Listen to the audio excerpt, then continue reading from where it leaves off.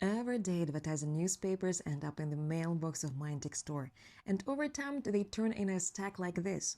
Of course, I could use these newspapers to wrap packages, but honestly, it doesn't look very nice. So most of the times I use bubble wrap, pack in peanuts, and other plastic materials. But that creates two problems. First, it's expensive. Second, it's plastic. And what to do with it afterwards?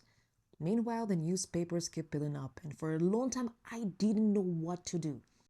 At some point, we decided to finally deal with the basement of the store. Because of the huge workload, one of the rooms where we store restoration pots had turned into complete chaos. You could barely walk through. So together with our guys, we decided to clear everything out and bring some order back. And while we were cleaning, I suddenly found an old shredder. Of course, I wanted to see if it still worked. So I fed one of the advertising newspapers into it, and I got this wonderful paper confetti. These paper strips create volume and a soft air cushions for packages.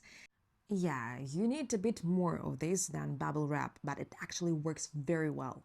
And the best part, this material is basically free. It comes from the same newspapers that were peeling up anyway. So suddenly several problems were solved. Less plastic, lower packaging cost, and less paper waste. And this whole situation reminded me of something.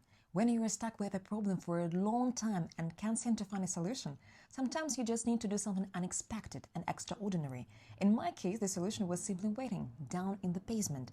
I just needed to organize one of the rooms in order to solve the problem with newspapers and packages.